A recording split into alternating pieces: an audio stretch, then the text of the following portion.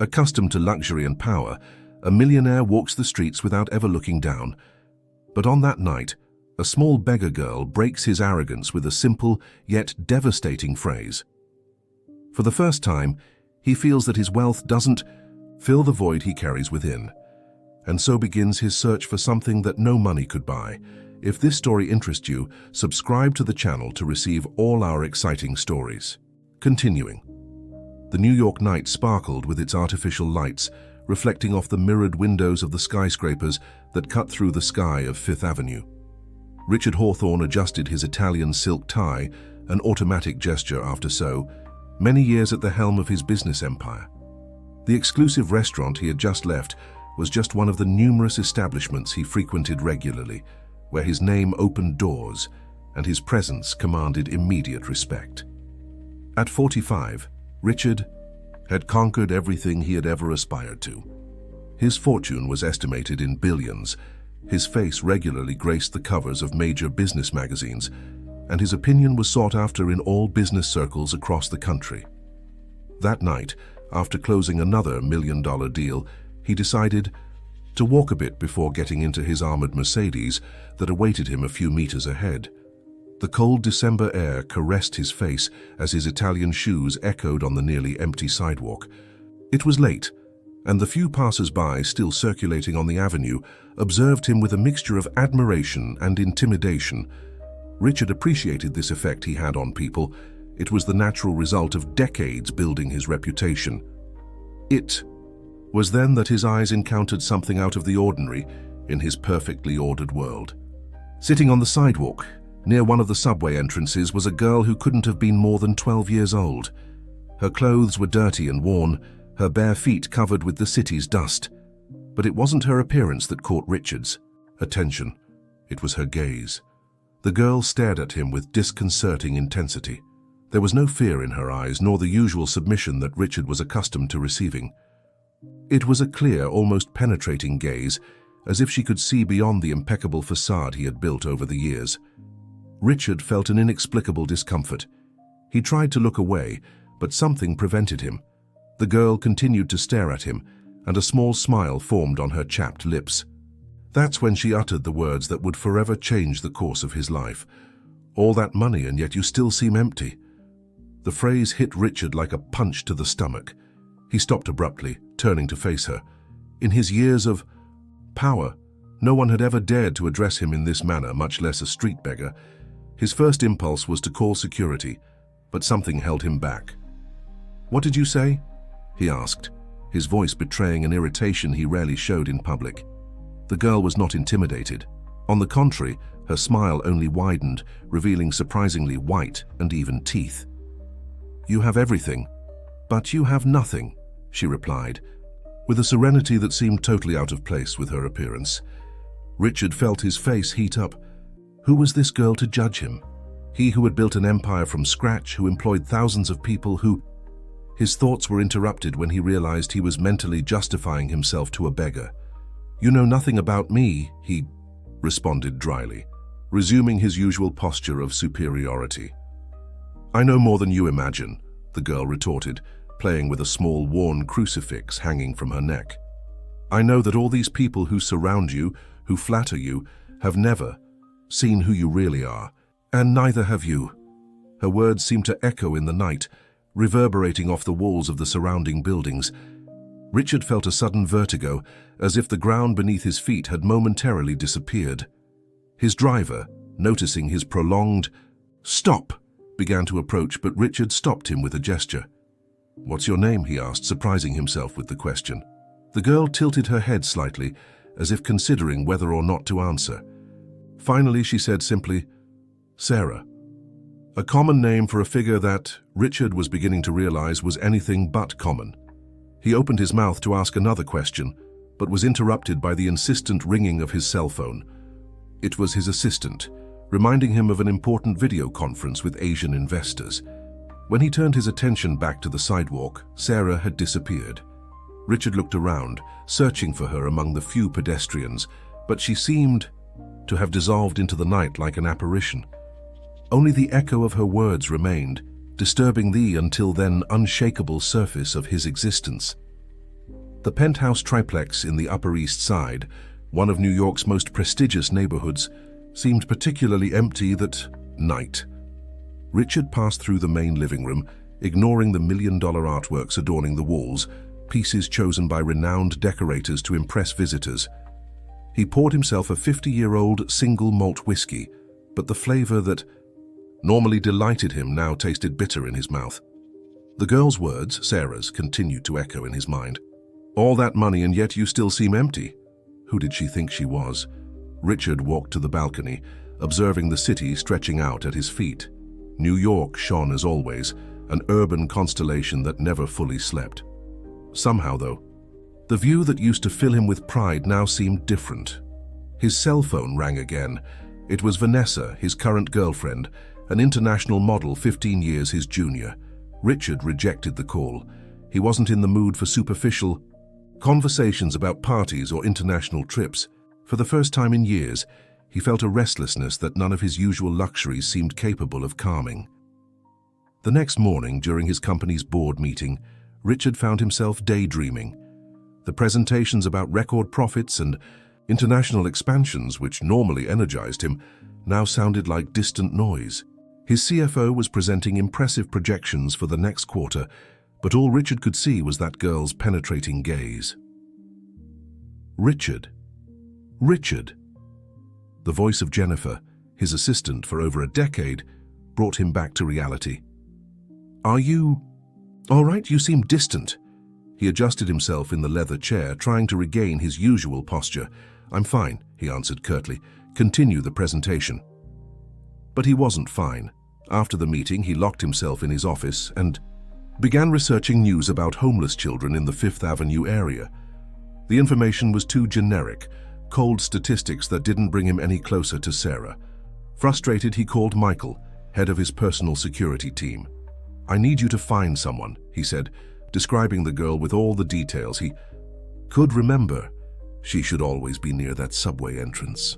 Michael looked at him with a poorly disguised expression of surprise. In 15 years working for Richard, he had never received such a request. Any problem with this girl, sir? Just do what I'm asking, Richard cut him off, dismissing him with a gesture. Throughout the day, his restlessness only increased. During a lunch with important executives, he barely touched his food. In an interview for an economics magazine, his answers sounded scattered and confused, something unprecedented in his career. In the afternoon, he cancelled all appointments and decided to go personally to the place where he had met Sarah. Fifth Avenue was different during the day, bustling with hurried executives and carefree tourists. Richard remained for hours observing the coming and going of people, ignoring the curious glances he received. Some recognized him, whispering among themselves about the unusual presence of the famous businessman standing on the sidewalk like an ordinary man. Looking for someone? The voice came from a street vendor who approached offering water. Richard would normally not even have noticed his existence, but something had changed. Do you know a girl who usually stays around here? Must be about 12 years old, wears a crucifix. The vendor furrowed his brow, thoughtful. There are several kids who show up around here, but... He paused, looking at Richard more closely. You're that businessman, aren't you? The owner of Hawthorne Group. Richard nodded impatiently. Yes, about the girl. Sorry, but it's just strange to see someone like you interested in... The man stopped, carefully choosing his words. I mean, usually people like you don't even notice these kids. The observation hit Richard like a new blow. It was true. How many times had he passed by here, completely oblivious to the people living on the streets? How many Sarahs had he ignored over the years? She said something to you, the vendor continued, now more interested. Didn't she? Something that disturbed you? Richard stared at him, surprised. How do you know? An enigmatic smile appeared on the man's face. Let's say you're not the first to look for her after an encounter, but you know what's most interesting? Nobody ever finds her twice. At least, not until they're really ready. Ready for what? Richard asked, his irritation giving way to curiosity.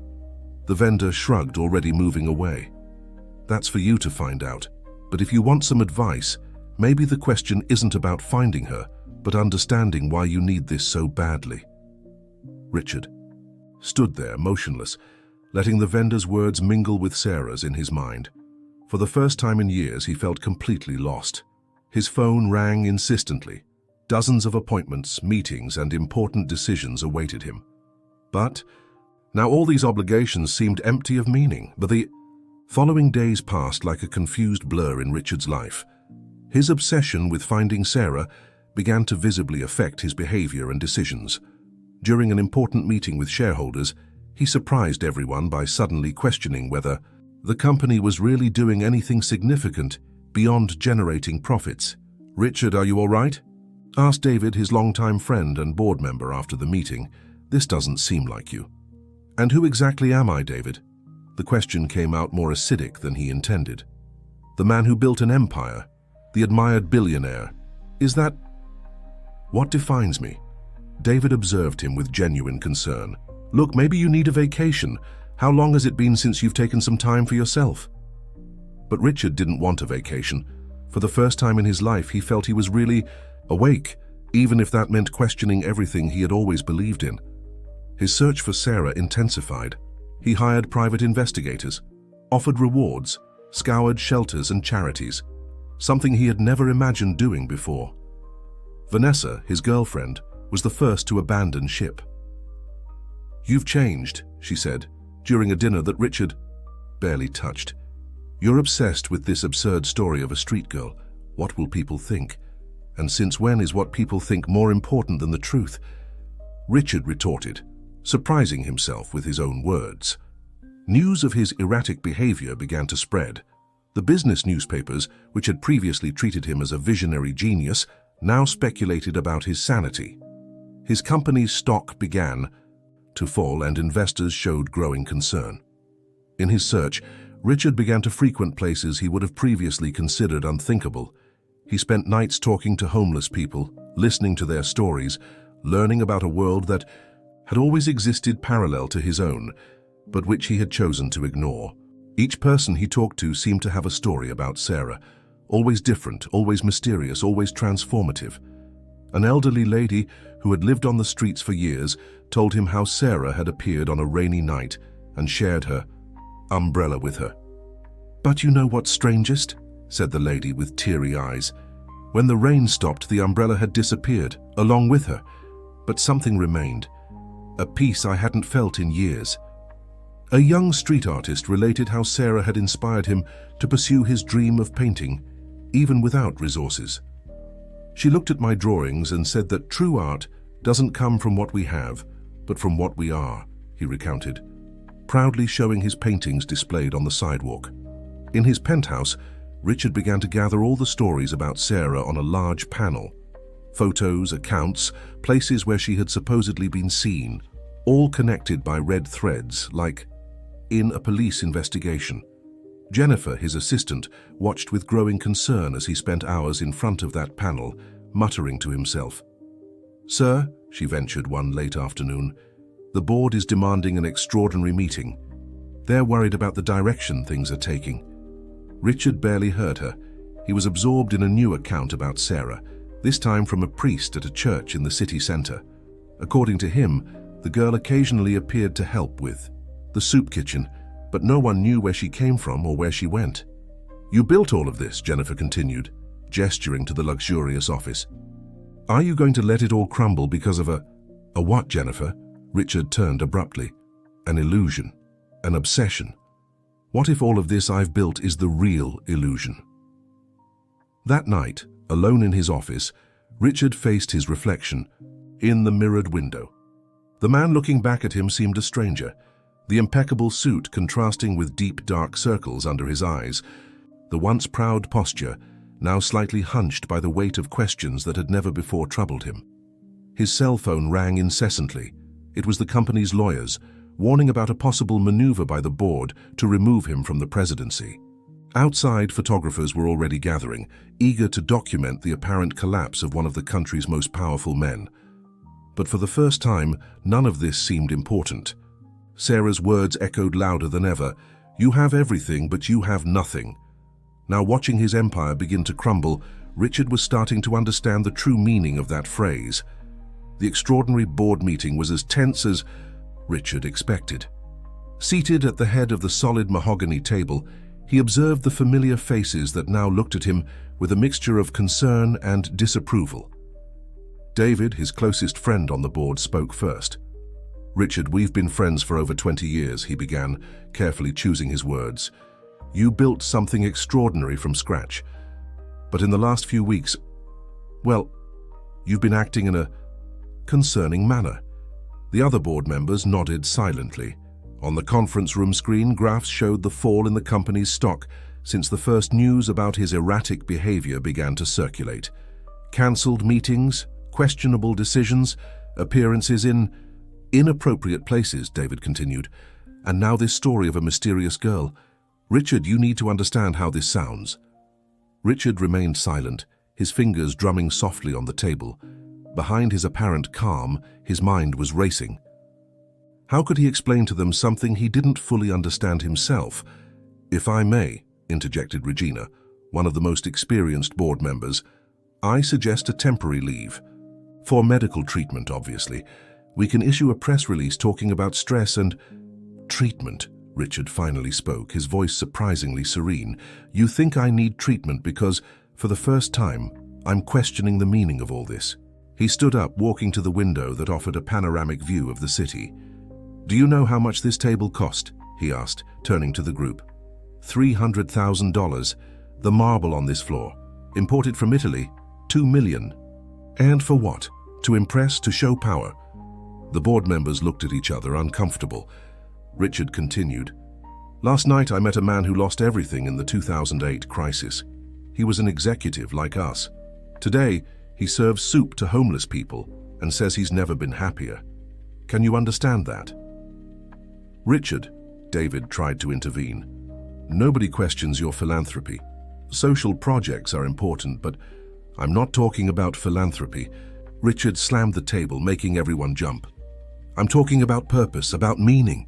That girl, Sarah, she saw something in me that I didn't even see myself, a void that all the money in the world can't fill." The silence that followed was deafening. Richard could feel the weight of the gazes upon him, but he no longer cared. His mind went back to a conversation he had the night before with an elderly nun at a shelter for children. "Sarah?" the nun had said, her eyes shining with recognition. "Ah, yes, she shows up sometimes. Always knows exactly who needs help. It's curious, you know. Some people say she reminds them a lot of a girl who lived here many years ago. A special child who had a gift for touching the hardest hearts." "What happened to her?" Richard had asked, his heart racing. The nun had hesitated, her eyes filling with tears. "It was a sad story. She fell ill. She was very fragile. But before she passed, she made a promise. She said she would continue helping people find their true path." Back in the boardroom, Richard faced his board members. "You want to remove me? Fine, you don't need to bother." He removed his jacket and tie, carefully placing them on the mahogany table. "I resign." Chaos erupted in the room. Voices rose in protest. Cell phones began to ring, but Richard was already walking towards the door. Before leaving, he turned. "One last time. You know what's really ironic? I spent my whole life building walls, of money, of power, of status. It took a street girl to show me that these walls weren't protecting me. They were imprisoning me." As he left the building, Richard was greeted by a shower of flashes. The photographers, waiting outside, eagerly captured the image of the powerful businessman, leaving his own company without a jacket, without a tie, and with a serene smile on his face. But he didn't see the photographers. His eyes were fixed on a familiar figure across the street, a small silhouette that seemed to be watching him with that same penetrating gaze from the first night. When he tried to approach, however, she once again disappeared into the crowd, leaving only the echo of her words in the air, "Are you ready to lose everything to find something greater?" The news of Richard Hawthorne's resignation exploded like a bomb in the corporate world. Headlines speculated about the reasons, creating increasingly sensationalist theories. His phone wouldn't stop ringing. Friends, partners, journalists, all wanting to understand what had happened to the once unshakable businessman. But Richard was elsewhere, not physically, but mentally. After leaving the company, he drove his car to a peripheral area of New York, where he had discovered a small community center. There, among simple people dedicated to helping others, he began to discover a new meaning for the word wealth. "You're that businessman, aren't you?" asked Mrs. Johnson, a woman in her 70s who coordinated the community kitchen. "I saw your picture in the newspaper, but what are you doing here?" Richard, who was helping to peel potatoes, smiled. "Learning. For the first time in my life, I'm really learning." The community center was a simple place, but full of life. Children ran through the corridors. Volunteers moved about preparing meals, organizing donations, offering tutoring classes. It was a microcosm of solidarity that Richard had never realized existed. "You know," Mrs. Johnson continued while supervising lunch preparation, "there's a little girl who shows up here from time to time, always knows exactly who needs help. I thought it was my imagination, but other volunteers have seen her too." Richard's heart raced. "Sarah?" Mrs. Johnson's eyes widened. "Is that her name? We never knew. She just appears, helps whoever needs it, and disappears, but she leaves a mark, a kind of peace, you know?" While working at the community center, Richard began to notice subtle changes in himself. His cell phone, once an extension of his body, remained turned off for longer periods. His expensive clothes were replaced by simpler, more comfortable pieces. The man who once couldn't function without his imported gourmet coffee now drank freshly brewed coffee with the other volunteers, finding in it a flavor he had never noticed before. One afternoon, while helping with a tutoring class for children, Richard met Jake, a 10-year-old boy struggling to learn math. "I can't do it," the boy said, frustrated. "I'll never be able to." "You know, Jake," Richard sat down next to him, "I used to think some things were impossible too, that some doors would never open. But I learned that our biggest limits are the ones we impose on ourselves." Working with Jake became part of his routine. With each small victory the boy had in math, Richard felt a joy that no million-dollar deal had ever provided before. It was during one of these lessons that he had an important revelation. "Mr. Richard," Jake said one day, "I met a different girl yesterday. She helped me with a problem I couldn't solve. She said sometimes we need to look at things in a new way." Richard felt a shiver. "What did she look like, Jake?" "Small, with a crucifix necklace. But you know what was coolest? She said you were going to help me with fractions today. How did she know?" The discovery hit Richard like lightning. Sarah wasn't just a person. She was a manifestation of something greater, something he still didn't fully understand. She appeared, to those who needed a change in perspective, a push towards their true path. That night, walking home, a habit he had recently acquired, Richard stopped in front of a store mirror. The man looking back at him was different. His eyes, once always alert and distrustful, now conveyed a serenity he had never known. The lines of expression, marked by years of stress and ambition, had softened. In his pocket, the small crucifix he had found days earlier on his desk at the community center seemed to pulse. It was identical to the one Sarah wore. Next to it was a note written in childish handwriting: "Sometimes we need to get lost to find ourselves." Richard smiled at his reflection, finally understanding that his search for Sarah had never been about finding a specific person. It was about finding himself, about rediscovering a humanity he had lost on the way to the top. And now, paradoxically, the more he lost of his old life, the richer he felt. Richard's transformation began to attract attention not only from the media, but also from the people around him. His ex-girlfriend, Vanessa, showed up at the community center one morning, visibly out of place in her high heels and designer clothes. "What happened to you?" she asked, watching him distribute bowls of soup with a naturalness she never imagined seeing. "Everyone's talking. They say you've gone crazy, that you had a nervous breakdown." Richard continued his work, serving each person with a genuine smile. "You know, Vanessa, for the first time in my life, I'm really sane. It's funny how people confuse sanity with conformity." An elderly lady approached the line, stumbling. Richard immediately put down the soup ladle and ran to help her sit down. Vanessa watched the scene with a mixture of astonishment and curiosity. This was not the same man she had known, obsessed with status and appearances. But what about all? Your money, your position. You built an empire, she insisted. And the empire is still there, Richard responded calmly. It's just that now I understand that it doesn't define me. Do you know how many people eat here every day? 200. 200 stories, 200 lives, 200 smiles. That's worth more than any bank account. That afternoon, after Vanessa left, Richard received a surprise visit from David, his friend from the board. Unlike Vanessa, David seemed to have come not to judge, but to understand. The shareholders are crazy for you to come back, he said as they walked through the center's courtyard.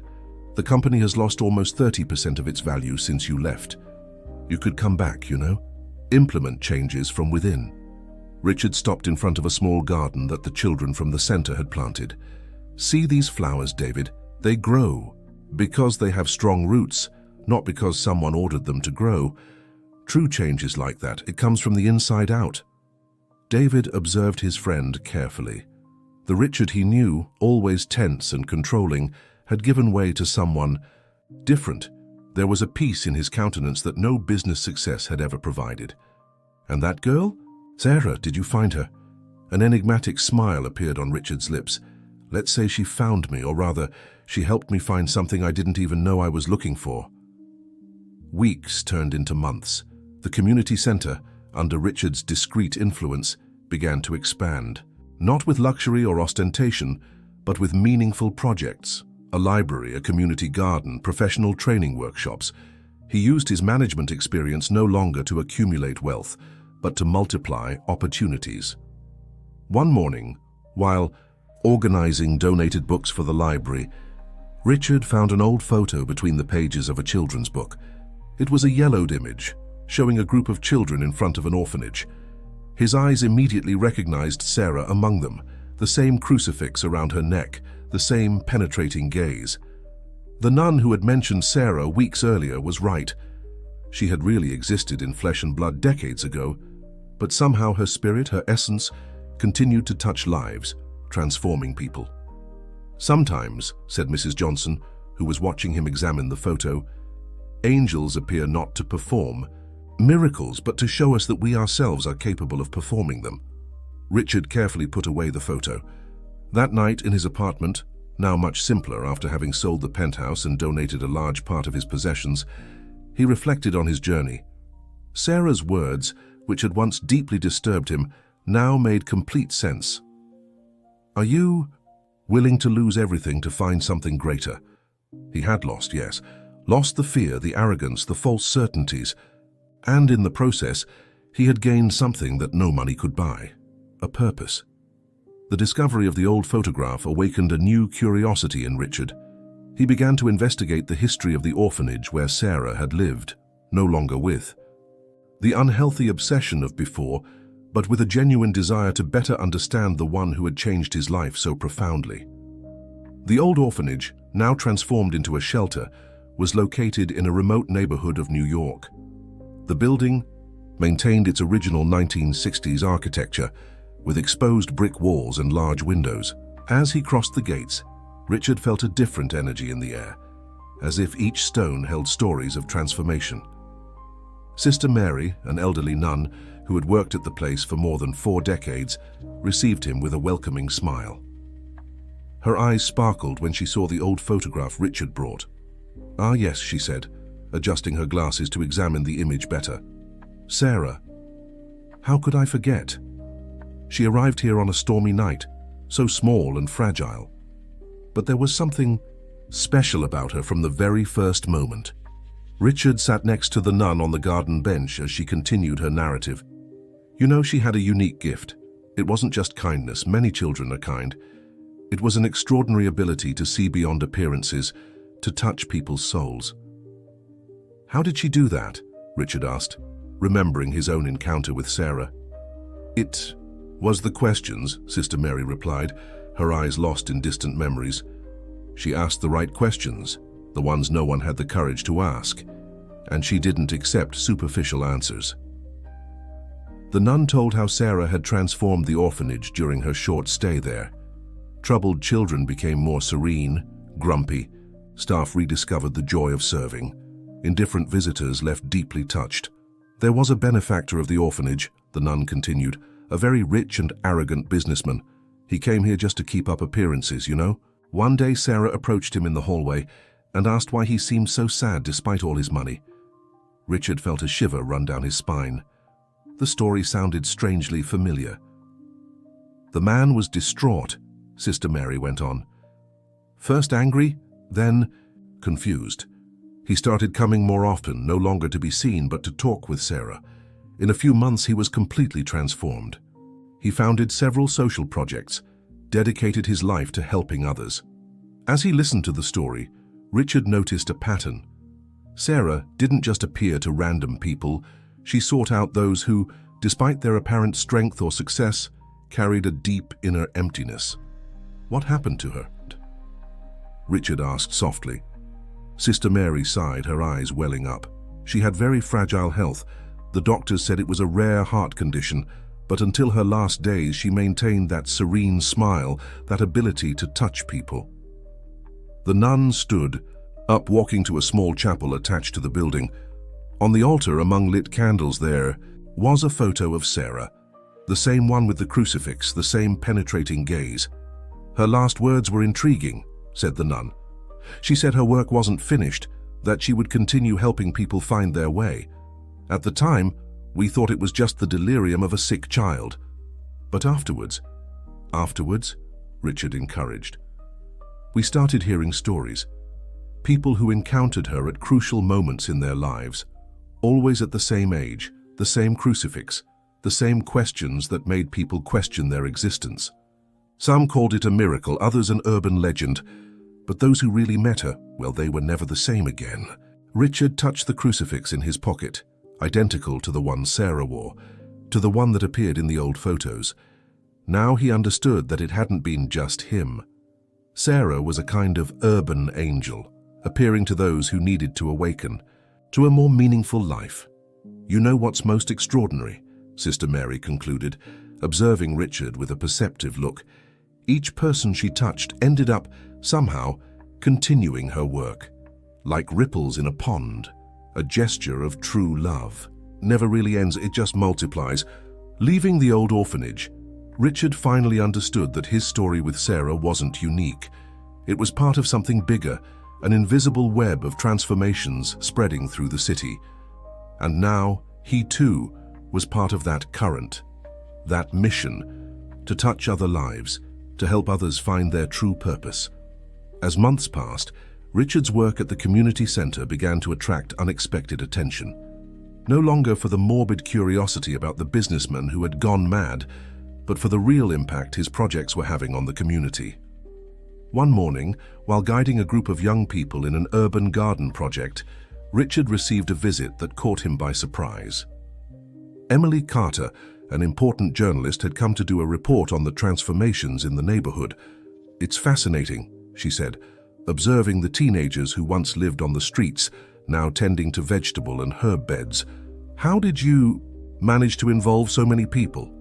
Richard smiled, helping one of the boys plant a tomato seedling. Actually, I just created the space. People already had the desire to do something meaningful. They just needed an opportunity. Emily accompanied him around the property, observing the different initiatives. The community library now bustled with children and adults, the industrial kitchen offered culinary courses, and a small handicraft cooperative was beginning to gain its first customers.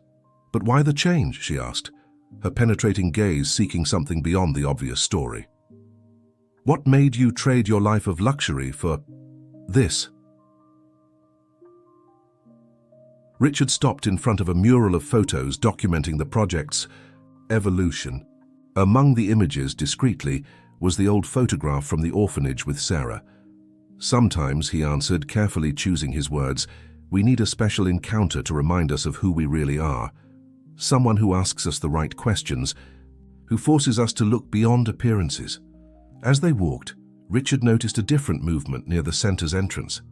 A group of executives, all in impeccable suits, was observing the facilities with interest. Among them, he recognized David, his old friend from the board. They're from the Business Institute, David explained, approaching. They were impressed. With the social management model you've developed here, they want to replicate it in other communities. Richard felt a different emotion take hold of him. It wasn't the vain pride of before, but a serene joy at seeing that the seeds planted were beginning to bloom in unexpected ways. "You know," David continued, "when you left the company, we thought it was a crisis. Now I see it was an evolution. You didn't abandon your talents, you just found a better way to use them." Emily's report, published weeks later, had a significant impact. Other business people began to seek out Richard, no longer to question his sanity, but to understand how they could effectively contribute to social causes.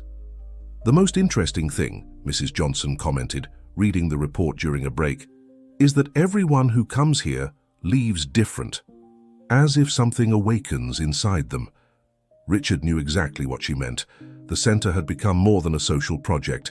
It was a catalyst for transformations, just as Sarah had been for him. One afternoon, while organizing a new financial education initiative for the community, Richard received an anonymous note. "You learned the true lesson: wealth only has meaning when it multiplies hope." The handwriting was childish, familiar. Along with the note was a new crucifix identical to the one Sarah wore.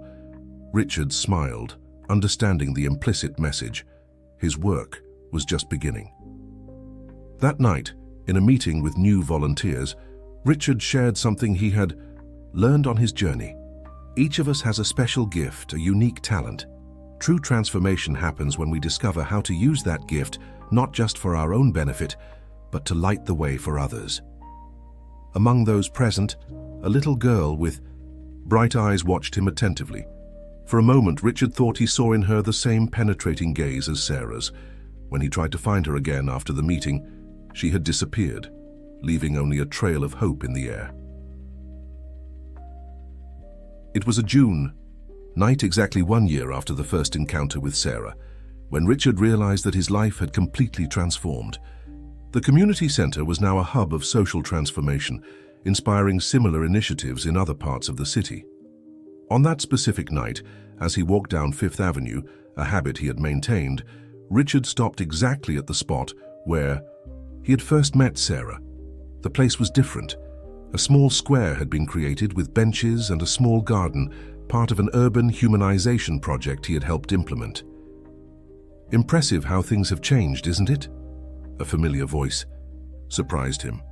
It was the same street vendor he had met months ago, when he was desperately searching for Sarah. "You still remember me?" Richard asked, surprised. The man smiled.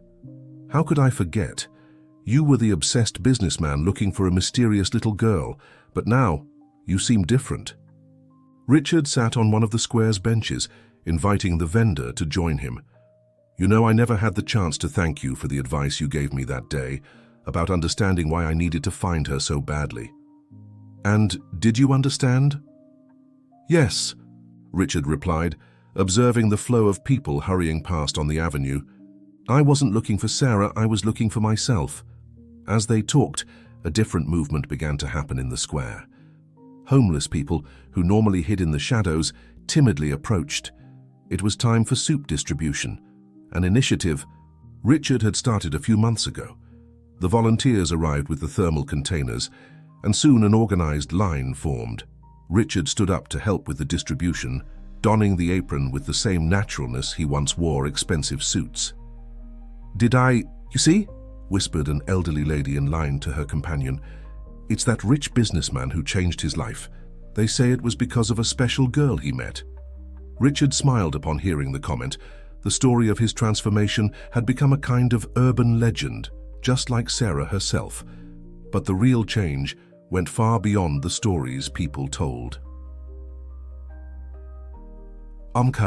Those receiving soup was a middle-aged man wearing a worn-out suit. His eyes carried that same emptiness that Richard recognized from his own past. "First time here?" Richard asked gently, serving him a generous portion. The man nodded, embarrassed. I had a company, lost everything. Never imagined I'd be in a soup line." "You know," Richard said, sitting down next to him, "sometimes what seems to be our worst moment can be the beginning of something extraordinary." As they talked, Richard noticed a small figure observing the scene from afar. For a moment his heart raced. Was it Sarah? But no, it was just one of the children from the community center. However, she carried the same gentle and wise look he had known on that memorable night. The man in the worn-out suit began to frequent the center regularly. In the following weeks, Richard saw him progressively transform, first as a volunteer, then helping other business people who had lost everything to rebuild their lives with a new purpose. "It's like a cycle, isn't it?" Mrs. Johnson commented, observing the transformation of the new volunteer. Each person who transforms ends up touching other lives. Richard realized that this was exactly what Sarah had done, initiated a chain reaction of transformations. Each person she touched became in some way a channel to touch other lives. That night, as he closed the center, Richard found a new note on his desk. The childish handwriting was now familiar to him. You understood the true message. It's not about finding, but becoming. Next to the note was a crucifix identical to the one Sarah wore. Richard smiled, finally understanding that the true miracle wasn't the mysterious appearance of a girl, but the capacity each person had to awaken the best in others.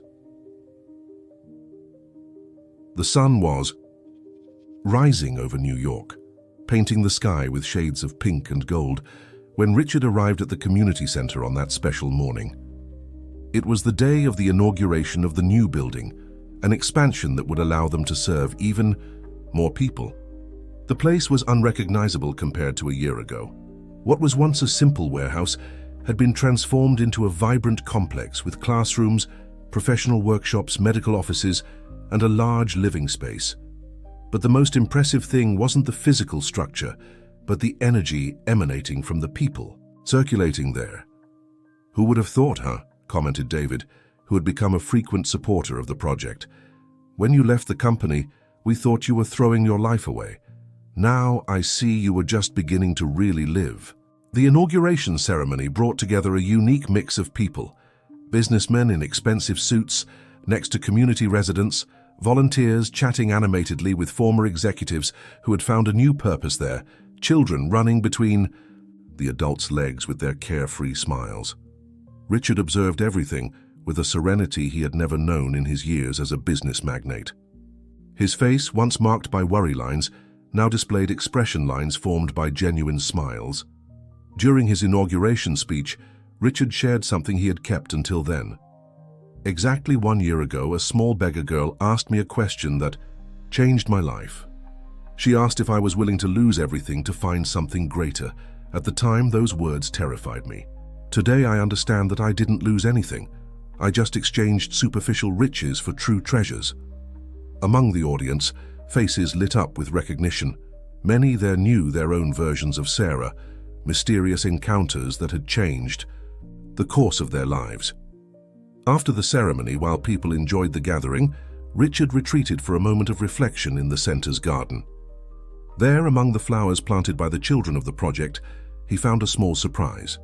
A new flower bed had appeared overnight, forming the shape of a crucifix. Next to the flower bed, a note written in that familiar childish handwriting.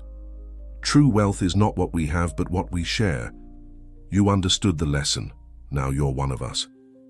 Richard smiled, touching the crucifix on his neck. No longer that mysterious object that intrigued him, but a symbol of the commitment he had made to something greater than himself. At that moment, a little girl approached him. It wasn't Sarah, but her eyes carried that same ancient wisdom, that same ability to see beyond appearances. "You met her too, didn't you?" she asked, playing with a crucifix identical to his. "Yes," Richard answered softly. "You too?" The girl smiled. "She appears to those who need to remember who they really are, and now you do the same." Richard realized the profound truth in those words. Sarah had never been just a person. She was a call, an awakening that multiplied through those who were touched by her presence. Looking at the community center, now full of life and purpose, Richard understood that his true wealth wasn't in the possessions he had accumulated or abandoned, but in the lives he had helped transform. Each smile, each small victory, each person who found a new meaning for their existence, these were the true treasures that no money could buy. The little girl walked away, disappearing among the people as Sarah used to do. But now Richard no longer felt the need to search for her. He had become part of that greater mystery, that infinite chain of transformations that began with a simple question: are you willing to lose everything to find something greater?